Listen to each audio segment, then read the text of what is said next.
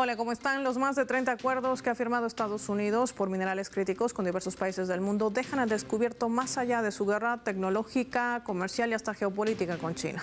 Hoy vamos a analizar todos estos escenarios en el mapa de Telesur. Bienvenidos.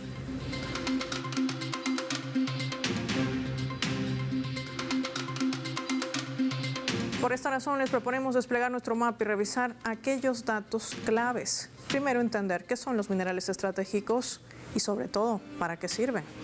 Vamos para ello a desplegar nuestro mapa mundi, identificar a los continentes por colores. Lo tenemos allí. Minerales estratégicos que incluyen litio, cobalto, cobre, coltán, níquel, grafito y tierras raras, que es su conjunto de 17 elementos químicos, 15 lantánidos más escandio e itrio. Estos minerales son vitales para muchos productos que van desde alta tecnología, como teléfonos inteligentes, monitores, televisores, semiconductores o sistemas de conversión de energía como aerogeneradores, paneles fotovoltaicos, máquinas eléctricas, entre otros. Y ni qué decir de la tecnología militar. Hablemos de las reservas de litio que se concentran en el denominado Triángulo del Litio. Está en nuestra región, en países como Argentina, Bolivia y Chile, con alrededor del 58%. Además, países como Perú y Brasil que cuentan con importantes reservas también de cobre, de níquel, estaño, grafito y tierras raras. China, sin embargo, concentra entre el 60 y el 80% de capacidad global, y escúchese bien esta palabra, de refinamiento de litio, de cobalto, grafito y tierras raras. Indonesia, sin embargo, lidera el mercado de níquel con más del 40% de reservas globales. Respecto al cobalto, la República Democrática del Congo posee el 55% de estas reservas y el 74% de su producción. La minería en Australia es impulsada por recursos como el cobre, el cobalto y tierras raras. Representa el 60% de sus exportaciones, mientras los países con más reservas de petróleo se ubican Venezuela, que tiene también cuantiosas reservas de minerales estratégicos, o en este caso recursos estratégicos como es el petróleo. Le sigue Arabia Saudita. Y esto forma parte de toda una estrategia que entrelaza a estos acuerdos por minerales críticos que ha establecido en esta última reunión con más de 20 ministros de economía que han reunido Estados Unidos. Pero, ¿qué hay detrás de todo este plan, de toda esta estrategia? Hoy lo analizamos con nuestros invitados. Recibimos en primera instancia desde el Ecuador, nos acompaña la doctora Ivonne Telles, experta en política internacional. Qué gusto tenerla en el mapa, bienvenida. Paola, el gusto es mío. Sumamos también desde Ecuador Eduardo Meneses, politólogo, experto en análisis geopolítico. Qué gusto tenerte, Eduardo, con nosotros. Gracias por tu tiempo. Bueno, muchas gracias por la invitación, es un gusto estar aquí. Empecemos por las damas, ¿te parece, Eduardo? Doctora Ivonne, ¿está buscando Estados Unidos crear una especie de acuerdo comercial? La gran pregunta es, ¿cuál es su objetivo, enfocándonos sobre todo en nuestra región latinoamericana? Claro que sí, la respuesta es sí, en los hechos. Consideremos que, como bien se decía en la introducción, estas tierras raras, ¿no? Y estos minerales críticos son básicos, son esenciales justamente para las 4 grandes transformaciones estructurales del siglo XXI, y esto es lo que está viendo Estados Unidos. Hablamos de transición energética, hablamos de transición digital, de transición en defensa y seguridad y de transición inclusive sociodemográfica. Entonces, ¿qué es lo que está haciendo Estados Unidos? Está tratando de crear un sistema preferencial de países aliados. Con esto, ¿qué va a asegurar?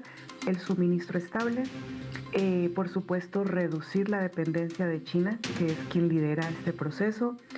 También crear nuevos estándares en el ámbito ambiental, laboral, comercial, e incluso podría explorar de alguna manera mecanismos como, por ejemplo, los precios de referencia. Y entonces no estamos hablando solamente de un bloque formal, como podría ser una unidad de integración, pero sí de alguna manera como un club de suministro, ¿no? Como un club estratégico que va a estar articulado por estos acuerdos comerciales. Entonces, básicamente, ¿qué es lo que quiere hacer Estados Unidos? No quiere solo la compra del mineral, en este caso de la materia prima. Lo que quiere es controlar las cadenas de valor, porque ahí está el eje diferenciador con China, y esto es lo que lleva a China al liderazgo internacional en la materia.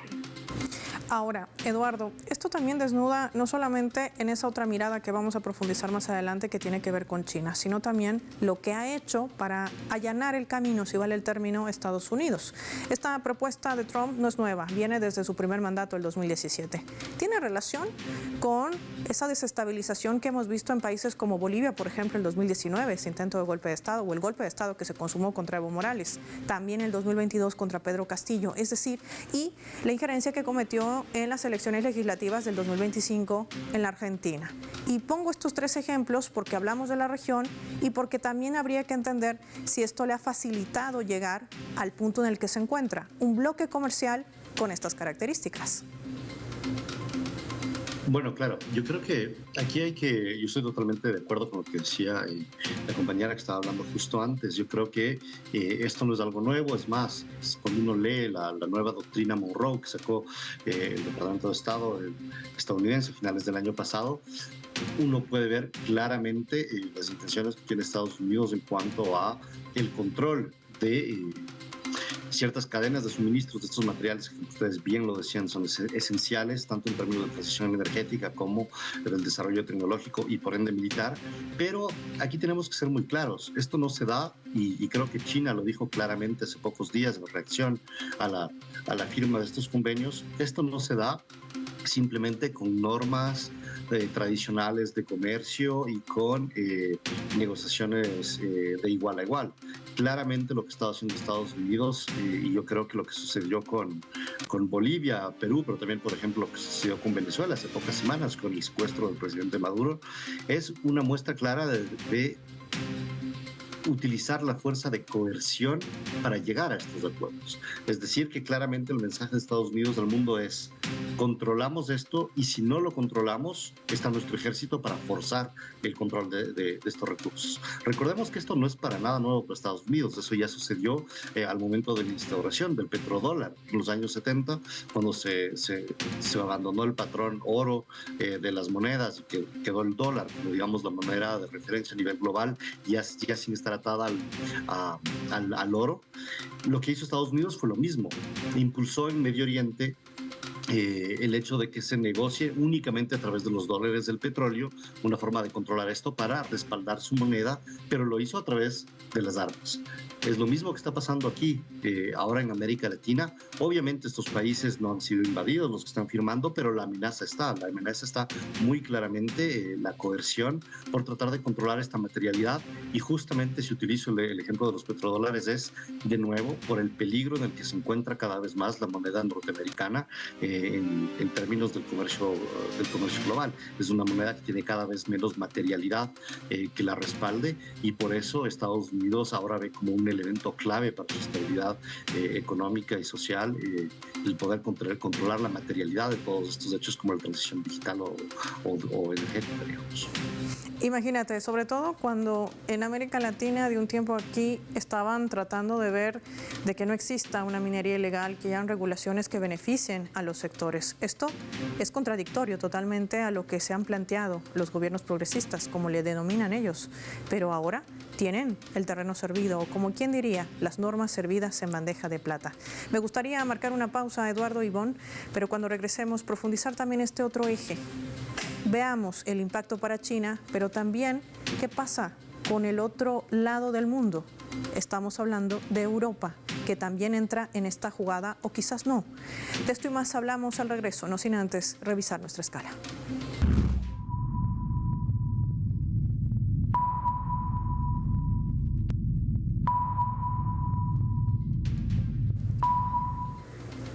Compartimos en la escala del mapa esta caricatura que tiene que ver justamente con el tema de hoy. Es el presidente de Estados Unidos, el inquilino en la Casa Blanca, Donald Trump. Lo ven, con ese overol, con la bandera estadounidense, con botas de trabajo y con el casco de luz, haciendo alusión a los mineros, sí, para extraer los recursos críticos, estos minerales estratégicos, tierras raras, dice una bolsa.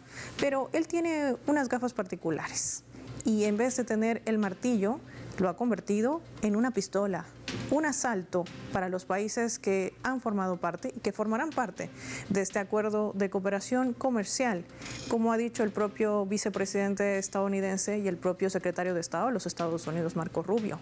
Estados Unidos necesita de estos minerales críticos, de estos minerales estratégicos como las tierras raras, para sus objetivos geopolíticos.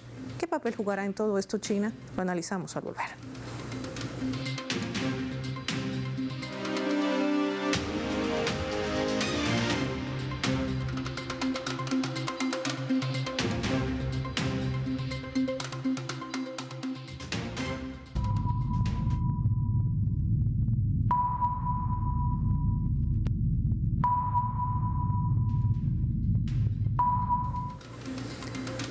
Vamos a compartir el siguiente elemento también para el análisis a través de la fotografía. El que ven allí es el presidente de China, Xi Jinping. El gigante asiático ha respondido a esta estrategia de Estados Unidos sobre los más de 30 acuerdos que ha suscrito con diversos países del mundo sobre minerales críticos.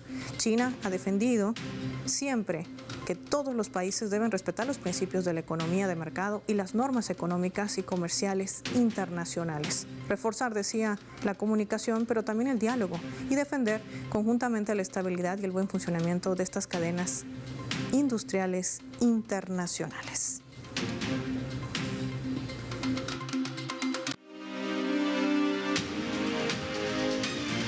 Ivonne, este escenario no deja de ser interesante, sobre todo por el papel que podría jugar China. ¿Cómo reaccionará en medio de estos acuerdos, y los entrecomillamos, que ya se ven que no tienen nada que ver con aspectos netamente comerciales? Son movimientos geopolíticos. De acuerdo. Yo creo que hay varios elementos en la pregunta. Primero, tal como lo mencionaba Eduardo, hay una larga historia de extractivismo, ¿no? Lo que pasa es que ahorita este extractivismo, que obviamente está inserto dentro de la geopolítica, se reformula, ¿no? Bajo nuevos lenguajes. Entonces ahorita hablamos de transición verde, seguridad energética, energía limpia, pero a la final termina manteniendo las mismas lógicas: el extractivismo, la exportación de materias primas, el bajo valor agregado local, etc., por supuesto los impactos ambientales. Ahora, como decíamos anteriormente, hay que diferenciar. China no solamente es un tema de extracción. China hace todo este proceso de refinamiento, de procesamiento. En cambio, Estados Unidos no tiene esta capacidad, ni los aliados, entonces está buscando construirla. Ahora, ¿qué pasa con China? Para China este tema no es nuevo. China lleva por lo menos 20 años invirtiendo ya en minería, en infraestructura y en procesamiento, sobre todo en África. Entonces, esto le da una ventaja estructural frente a Estados Unidos, Europa, y esto es lo que está detectando en este momento Estados Unidos. Entonces, claro, en el momento en que se ingrese a estas cadenas, lo que está haciendo, obviamente, por un lado, trabajando en el friendshoring, ¿no? Que es como ubicar a través de los países aliados y los amigos este tipo de actividades, como lo está haciendo en Argentina y como ya lo mencionaban previamente en los otros países, sino que también esto va a implicar que haya ajustes regulatorios en estas cadenas. Entonces, y esto va a tener siempre una línea, una tendencia que favorezca, por supuesto, en este caso a las potencias y de mayor manera a Estados Unidos. Ahora, aquí hay algo clave, Eduardo, que comenta Ivonne: capacidad de refinamiento y procesamiento, algo que Estados Unidos no tiene y lo ha reconocido de manera abierta y pública. ¿Quién le va a hacer ese trabajo? Bueno, digamos, aquí para Estados Unidos es un gran desafío, ¿no? Este tipo de capacidad industrial nos da lo que pueda hacerse de forma rápida. Son procesos que no toman meses, sino años en poder instalarse. Y bueno, digamos que una de las estrategias que había tenido Estados Unidos en los últimos años era tratar de acercarse de Canadá, que tiene un poco más de experiencia y un poco más de, digamos, de inserción en el mundo de la minería que los propios Estados Unidos. Sin embargo, como todos sabemos, estos últimos meses ha habido una ruptura estratégica entre la dirección que va tomando cada vez más Canadá y los Estados Unidos. Hay una ruptura que efectivamente coloca a Estados Unidos en una situación cada vez más difícil en ese sentido y va a ser un desafío. Además que si uno mira hacia atrás y mira la forma en que China logró generar la capacidad industrial de procesamiento de estos minerales, eso se debe a una gran capacidad de articulación de parte del Estado de diferentes sectores, creando polos enteros industriales en torno de la actividad minera. Sin embargo, en Estados Unidos en este momento no existe una capacidad de planificación de ese tipo, puesto que el propio gobierno estadounidense lo que ha hecho muchas veces en este sentido es más bien jugar a las leyes de libre comercio y de la competencia. Sin embargo, esto muy difícilmente va a poder generar este tipo de resultados en el sector minero y sobre todo del procesamiento de estos minerales. Eso quiere decir que realmente Estados Unidos está en un gran desafío. Seguramente en los próximos meses que vienen, una de las estrategias de Estados Unidos va a ser tratar de crear este tipo de polos, para lo cual va a tener que reformar ciertas de las políticas que ha venido llevando a cabo, puesto que claramente está en una guerra abierta con China por el control de sus materiales y la materialidad como lo dijimos, de todas estas tierras raras y de estos minerales, lo que va a definir la verdadera guerra geopolítica en la que se encuentran China y Estados Unidos, que cada vez más se va intensificando y que podría llegar realmente a consecuencias desastrosas para toda la humanidad de ser así. Y tan así es que el propio gobierno de Argentina reconocía que China también puede formar parte de estos acuerdos, porque saben que Estados Unidos no tiene esa capacidad, la que acabamos de mencionar, ni de refinar y sobre todo tampoco de poder llevar adelante estas cadenas de suministro. Hay que cambiar todas las reglas del juego. ¿Qué podría implicar esto también para el continente europeo? Me gustaría que podamos revisar este otro escenario a través de nuestra leyenda.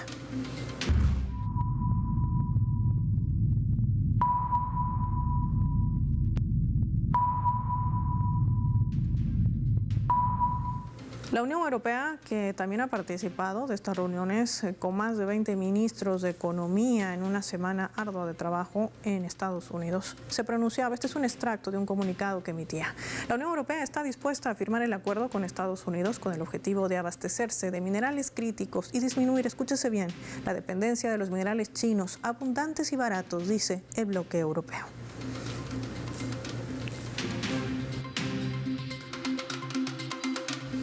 Ivonne, ¿Europa va a repetir lo mismo que ha sucedido con la desnazificación y desmilitarización de Ucrania?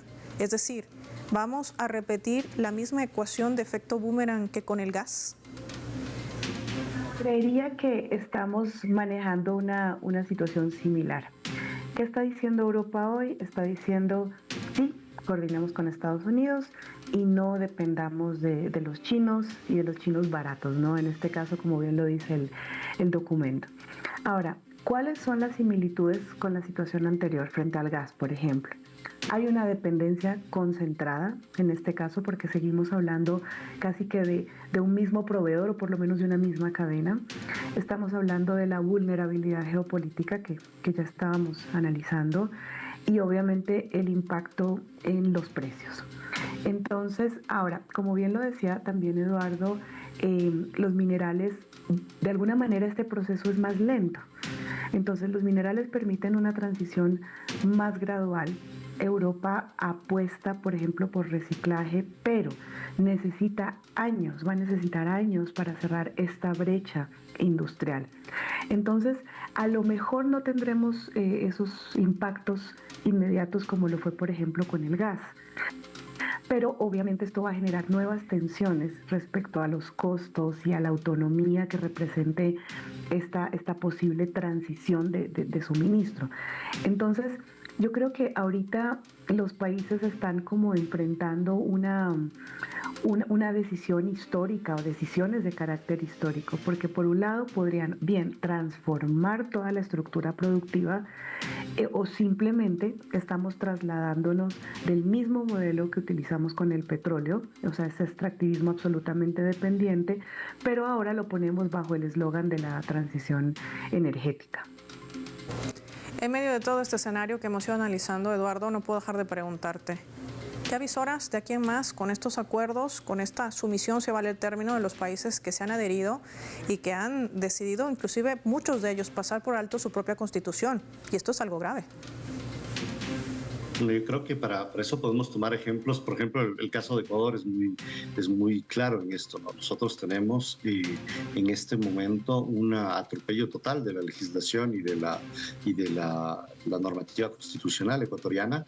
En este momento se están tratando de pasar nuevas legislaciones que además son anticonstitucionales, pero con el contexto político actual podrían terminar siendo aceptadas en cierta medida. Y lo que es particularmente grave aquí es que esto no solo pasa de forma aislada con las disputas internas. Tomo el ejemplo de Ecuador, donde nosotros tenemos, por ejemplo, grupos económicos ligados al presidente ecuatoriano Noboa que están claramente integrados en la explotación minera en este país, cuando ya han tenido cerca de un cuarto de la cantidad de concesiones mineras que se han efectuado en los últimos años hacia empresas directamente ligadas al grupo económico Noboa. Esto, por un lado, efectivamente es un servilismo total hacia los intereses estadounidenses, en el sentido en que Ecuador, con este tipo de acuerdos, renuncia a su capacidad de negociar con diferentes países, de encontrar mejores soluciones según las diferentes condiciones históricas en las que se encuentre, pero además está creando una élite económica que materialmente quiere controlar esta extracción y este proceso de extracción de minerales al servicio de los intereses estadounidenses, lo que hace que haya una convergencia directa, material, en quién está explotando estos minerales, cómo lo está haciendo, para quién lo está haciendo, y ahí es un escenario particularmente difícil para nuestro país, y no solo tomo el ejemplo de Ecuador, pero es algo que pasa en toda América Latina, puesto que nos pone en un escenario que ya hemos conocido muchas veces históricamente, que es una alineación total de las élites económicas en dinámicas que no tienen nada que ver con los intereses del pueblo ecuatoriano y que no hace nada más que acrecentar las tensiones de una verdadera lucha de clases que se da en torno de estos elementos, ¿no? Alineación que además tiene que ver con esa injerencia, con esa presión inclusive militar y con esa distracción mediática también que se hace para cambiar el giro político, como quien dice, esa mirada o cara a favor de los propios intereses geopolíticos de Estados Unidos. Así también se acciona, así también se forman estos bloques comerciales que de acuerdos comerciales no tienen nada. Gracias a Ivonne Telles y Eduardo Meneses por habernos acompañado y compartir sus valiosos análisis con nuestros televidentes del Mapa. Finaliza el programa y lo hacemos revisando nuestros vectores.